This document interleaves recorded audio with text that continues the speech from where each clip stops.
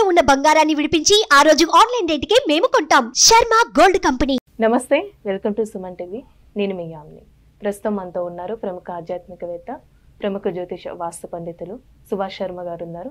గురుగారితో మాట్లాడి మనకున్న సందేహాన్ని అడిగి తెలుసుకుందాం. నమస్కారం గురుగారు. శ్రీమాత్రే నమః. గురుగారు, ఇప్పుడు పుష్యమి నక్షత్రంలో జన్మించిన వాళ్ళ స్వభావం కానీ అసలు వాళ్ళ మానసిక పరిస్థితి ఏ విధంగా ఉంటుందండి? తప్పకుండా తెలియజేస్తాము. ముందుగా ప్రేక్షకులందరికీ శ్రీమాత్రే నమః, శ్రీ గురుభ్యో నమః. జ్ఞానినాంనపి చేతాంసి దేవి భగవతీ హిసా బలాయ కృషమోహాయ మహామాయా ప్రయశ్చతి. పుష్యమి నక్షత్రం నక్షత్రాలలోకెల్లా ఉత్కృష్టమైనటువంటి నక్షత్రంగాను, అలాగే ఏవైనా మానసికంలో లోటుపాట్లు ఉన్నాయంటే అది పుష్యమి నక్షత్రంలో ఎక్కువగా ఉంటూ ఉంటాయి. అంటే జన్మతహానే వీళ్ళు కష్టజీవులు అని చెప్పుకోవచ్చు, శ్రమజీవులు అని చెప్పుకోవచ్చు. అలాగే వీళ్ళ జీవితం కష్టంతోనే ప్రారంభమవుతుంది. వీళ్ళకు పుట్టుకతోనే ఎవరైనా వీళ్ళ కుటుంబంలో దూరం అయిపోయేటటువంటి అవకాశాలు ఎక్కువగా ఈ యొక్క పుష్యమి నక్షత్ర జాతకులకు కనిపిస్తుంది. పుష్యమి నక్షత్రానికి అధిపతి శని అవుతాడు. శని యొక్క కారణము చేత ఈ నక్షత్రంలో జన్మించినటువంటి వాళ్ళు కష్టజీవులు, అంటే చాలా కష్టపడుతూ ఉంటారు. కానీ శ్రమకు తగినటువంటి ప్రతిఫలం మాత్రం దొరకదు. కోపం విపరీతంగా ఉంటుంది. అగ్రివ్నెస్, ఏ చిన్న పొరపాటు జరిగినా తప్పు జరిగినా సహించలేనటువంటి కోపం వచ్చేస్తూ ఉంటుంది. ఆ కోపంలో ఏం చేస్తారో వీళ్ళకే తెలియనటువంటి స్థితిలో వీళ్ళు ఉండిపోతూ ఉంటారు. అంటే దాన్ని ఏమంటారు అంటే అతి ఆవేశము అని అంటూ ఉంటారు. అయితే ఈ యొక్క పుష్యమి నక్షత్ర జాతకులు విపరీతంగా కష్టపడేటటువంటి తత్వం కలిగినటువంటి వారు అయినప్పటికీ కూడా వీళ్ళ కష్టాన్ని గుర్తించేటటువంటి వారు ఎవరూ కూడా ఉండరు. అలాగే వీళ్ళ జోలికి ఎవరూ కూడా రాకూడదు. ఒకవేళ కనుక వీళ్ళతో పెట్టుకుంటే గొడవలకు దారితీస్తూ ఉంటుంది, కొట్లాటలకు దారితీస్తూ ఉంటుంది. యుద్ధ నైపుణ్యం కలిగినటువంటి వారిలో, ఎప్పుడు ఎవరితో గొడవ పెట్టుకుందాము అనుకునేటటువంటి వారిలో ఈ పుష్యమి నక్షత్ర జాతకులు ఒకరు. అంటే లేనిపోని ఇబ్బందులలో కావాలని ఇరుక్కునేటటువంటి వాళ్ళు ఈ పుష్యమి నక్షత్రాలు.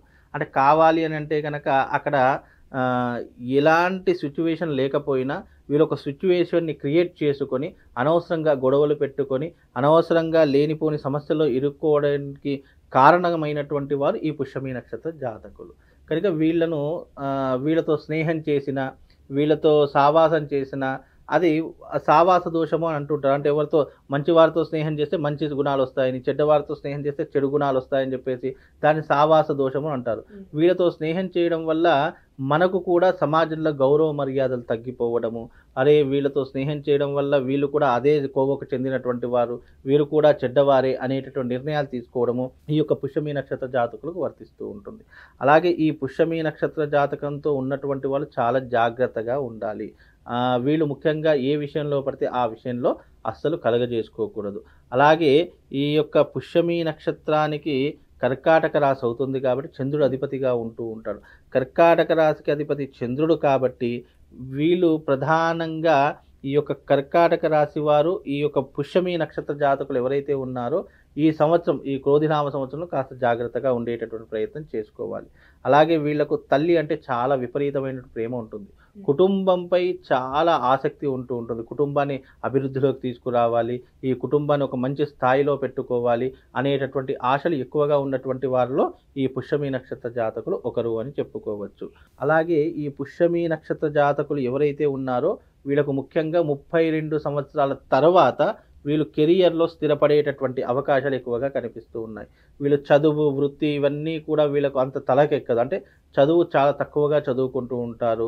మినిమం చదువు అనేటటువంటిది చదువుకుని, అంటే 10th, ఇంటర్ వరకు చదువుకొని మిగతా చదువులు ఆపేసేటటువంటి పరిస్థితులు కొంతమంది జీవితాలలో ఏర్పడుతూ ఉంటాయి. అంటే అందరూ అని కాదు, కొందరి జీవితాలలో ఏర్పడేటటువంటి అవకాశాలు ఉంటాయి. ఇక చదువుకోవడము అనేటటువంటి ప్రారంభమైంది, వీళ్ళు ఇంట్రెస్ట్గా చదువుకుంటున్నారంటే పిహెచ్డి వరకు చేసేటటువంటి శక్తి సామర్థ్యాలు, సత్తా వీళ్ళకు ఉండేటటువంటి అవకాశాలు ఈ యొక్క పుష్యమి నక్షత్ర జాతకం వారికి ఏర్పడేటటువంటి లక్షణాలమ్మా. అలానే క్రోధినామ సంవత్సరంలో ఈ నక్షత్రంలో జన్మించిన వాళ్ళకి ఏ విధంగా ఉంటుందండి? క్రోధినామ సంవత్సరంలో ఈ యొక్క పుష్యమి నక్షత్రం కర్కాటక రాశిలో జన్మించినటువంటి వారి యొక్క స్వభావము వివాహాలు ఆలస్యమైపోవడము, అలాగే వచ్చినటువంటి సంబంధాలు ఏదో ఒక రకంగా క్యాన్సల్ అయిపోవడము, లేదా పెళ్ళి అయినటువంటి వాళ్ళ విషయాన్ని తీసుకుంటే గనక కుటుంబంలో ఎప్పుడు చిక్కులు చికాకులు, భార్యతో పడకపోవడము, లేదా సంతానం అయిన తర్వాత ఇద్దరి మధ్యన వేరియేషన్ రావడము, విడాకుల దాకా వెళ్ళిపోవడము, అలాగే కుటుంబంలో ఎప్పుడూ కూడా ఒక వెల్తీ అంటే ఒక గిల్టీ ఫీలింగ్ ఉండడము అనేటటువంటివి వీళ్ళ జీవితంలో ఎప్పుడూ కూడా కొనసాగేటటువంటి అంశాలు. డబ్బులు సంపాదిస్తారు కానీ చేతిలో చిల్లి గవ్వ ఆగదు.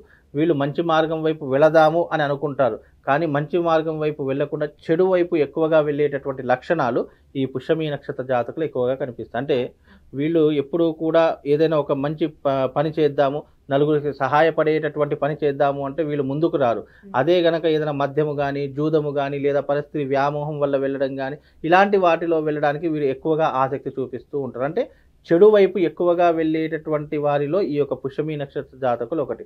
అంటే మంచి చెయ్యరు అని కాదు, కానీ మంచి కంటే ఎక్కువగా చెడే తొందరగా అలవాటు చేసుకునేటటువంటి లక్షణాలు ఈ యొక్క పుష్యమి నక్షత్ర జాతకులకు ఏర్పడుతూ ఉంటాయమ్మా. అలానే వివాహ విషయానికి వస్తే ఎలాంటి నక్షత్రాలు కలిసి వస్తాయండి, అమ్మాయికి కానీ అబ్బాయికి కానీ? పుష్యమి నక్షత్ర జాతకులకు వివాహాలు జీవితంలో కాస్త ఆలస్యమయ్యేటటువంటి అంశాలే ఉంటూ ఉంటాయి.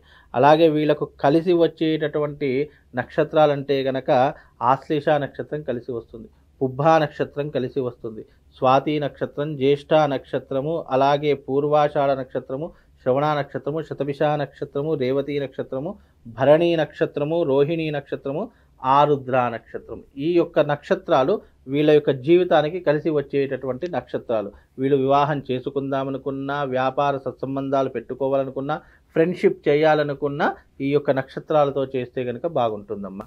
అలానండి వీళ్ళకి ఏమైనా కలిసి వచ్చే రంగు కానీ, వీళ్ళు ఎలాంటి రత్నం ధరిస్తే మంచిదండి, అలానే లక్కీ నంబర్?